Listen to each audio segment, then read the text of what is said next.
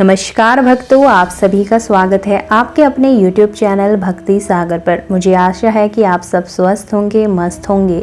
माँ दुर्गा का आशीर्वाद आप सभी पर बना रहे, यही मेरी कामना है। तो भक्तों, आज की इस वीडियो में हम बात करेंगे शारदीय नवरात्रि की, जो इस साल ये पर्व 22 सितंबर सोमवार से शुरू होकर 1 अक्टूबर बुधवार को समाप्त होगा। अब पूरे 9 दिन और 10 रातें माँ दुर्गा के अलग अलग स्वरूपों की पूजा में बीतेगी। नवरात्रि का महत्व आखिर क्या है? तो नवरात्रि का मतलब है वो 9 रातें, और ये 9 रातें माँ दुर्गा के 9 स्वरूपों को समर्पित होती है। कहा जाता है कि इन्हीं दिनों में माँ दुर्गा ने असुरों का संहार करके धरती पर धर्म की रक्षा की थी। तो इस दिन की एक पावन छोटी सी पौराणिक कथा भी है, तो इस कथा को ध्यान से सुनिएगा। तो चलिए सुनते हैं। तो बहुत समय पहले महिषासुर नाम का एक असुर था, जिसने कड़ी तपस्या करके ब्रह्मा जी से वरदान पा लिया कि कोई भी देवता, राक्षस या इंसान उसका वध नहीं कर पाएगा। इस वरदान के अहंकार में महिषासुर ने तीनों लोकों पर कब्जा शुरू कर दिया। देवता परेशान होकर भगवान विष्णु, भगवान शिव और ब्रह्मा के पास पहुंचे। तब तीनों देवताओं की शक्तियों से एक दिव्य देवी प्रकट हुई, जो थी माँ महादुर्गा। इन्हीं 9 दिनों तक देवी ने महिषासुर और उसकी सेना से युद्ध किया और 10वें दिन उसे परास्त कर दिया। तभी से इन दिनों को नवरात्रि और विजयादशमी के रूप में मनाया जाता है। तो अब मैं आपको इन 9 दिनों को क्रमवाइज बताऊंगी कि पहले दिन आपको किस देवी की पूजा करनी है और इनकी पूजा करने से हमें क्या लाभ प्राप्त होते हैं। तो पहला दिन होगा माता शैलपुत्री का। तो 22 सितंबर सोमवार को नवरात्रि की शुरुआत होगी और इस दिन माँ शैलपुत्री की पूजा की जाती है। इन्हें पर्वतराज हिमालय की पुत्री माना जाता है। इनकी पूजा से जीवन में स्थिरता और मजबूती आती है। अगर आपके जीवन में अस्थिरता है या मन भटकता है तो इस दिन माँ की पूजा जरूर करें। 23 सितंबर को होगा दूसरा दिन और इस दिन माँ ब्रह्मचारिणी की पूजा होगी। ये तपस्या और संयम की देवी हैं। इनकी पूजा से आत्मविश्वास और धैर्य मिलता है। अगर आपको पढ़ाई या करियर में कठिनाइयां आ रही हैं तो माँ ब्रह्मचारिणी की आराधना से लाभ मिलेगा।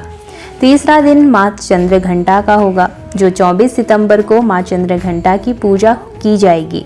माँ के माथे पर घंटा जैसा अर्धचंद्र होता है, इसलिए इन्हें चंद्रघंटा कहा जाता है। इनकी पूजा से भय और नकारात्मक ऊर्जा दूर होती है। जीवन में साहस और शांति आती है। चौथा दिन होगा माँ कुष्मांडा का, जो 25 सितंबर को माँ कुष्मांडा की पूजा की जाएगी। कहा जाता है कि माँ कुष्मांडा ने अपनी मुस्कान से सृष्टि की रचना की थी। इनकी पूजा से सेहत और ऊर्जा की प्राप्ति होती है। जो लोग बीमारियों या थकान से परेशान हैं, उनके लिए ये दिन खास होता है।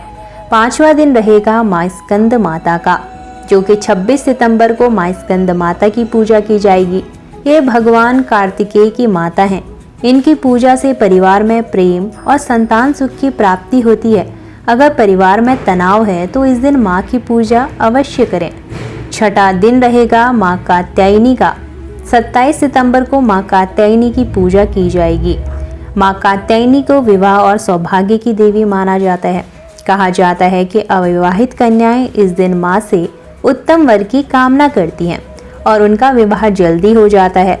7वां दिन रहेगा माँ कालरात्रि का, जो कि 28 सितंबर को माँ कालरात्रि की पूजा होगी। ये बहुत ही भयानक रूप में होती हैं और असुरों का नाश करती हैं, लेकिन अपने भक्तों के लिए ये बहुत दयालु हैं। इनकी पूजा से जीवन की सारी बाधाएं और बुरी शक्तियां खत्म हो जाती हैं।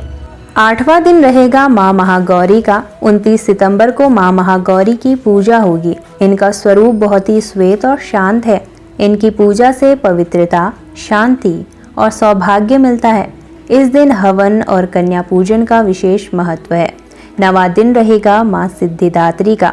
30 सितंबर को नवरात्रि का 9वां दिन होगा और इस दिन माँ सिद्धिदात्री की पूजा की जाती है। ये सभी प्रकार की सिद्धियां प्रदान करती हैं। इनकी पूजा से जीवन में सफलता और तरक्की मिलती है। इस दिन कन्याओं को भोजन कराना और उपहार देना बहुत ही शुभ माना जाता है। 10वां दिन यानी विजयादशमी का रहेगा, जिसे हम दशहरा भी कहते हैं। तो ये 1 अक्टूबर को नवरात्रि का समापन होगा। इस दिन माँ दुर्गा का विसर्जन किया जाता है और साथ ही दशहरा मनाई जाती है और ये दिन अच्छाई की बुराई पर जीत का प्रतीक है।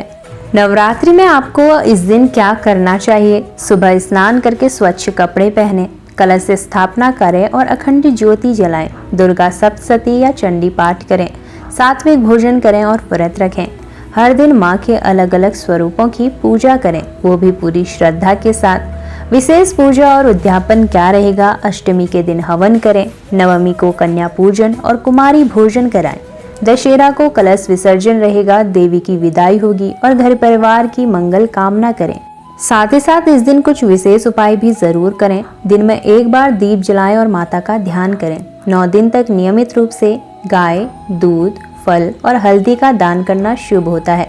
घर में माँ दुर्गा की मूर्ति स्थापित करके उनकी पूजा करें, वो भी पूरी श्रद्धा के साथ। नवमी के दिन विशेष रूप से माँ के चरणों में फूल, रोली और अक्षत चढ़ाएं। तो भक्तों, ये थी शरद नवरात्रि की पूरी जानकारी। कब से शुरू होगी 9 दिन की पूजा, क्या करें और कौन से उपाय करना इस दिन शुभ होगा। अगर आप भी इस नवरात्रि माता दुर्गा की भक्ति में लीन होकर अपने जीवन में सुख, शांति और समृद्धि ला सकते हैं, तो इस दिन व्रत जरूर करें और माता का ध्यान अवश्य करें। अगर आपको यह वीडियो पसंद आए हो तो वीडियो को लाइक व शेयर भी अवश्य करें। अगर आप हमारे चैनल पर नए हैं तो चैनल को सब्सक्राइब करना ना भूलें, साथ ही बेल आइकन जरूर दबाएं ताकि आपको हमारी हर नई वीडियोस की जानकारी सही समय पर मिल सके। भगवान आपकी हर मनोकामना पूरी करे और माता का आशीर्वाद आप सभी पर बना रहे। आप सभी को शरद नवरात्रि की हार्दिक शुभकामनाएं। आप सभी का दिन शुभ हो, मंगलमय हो। तो फिर मिलते हैं अगली नई वीडियो में नई जानकारी के साथ। जय माता दी।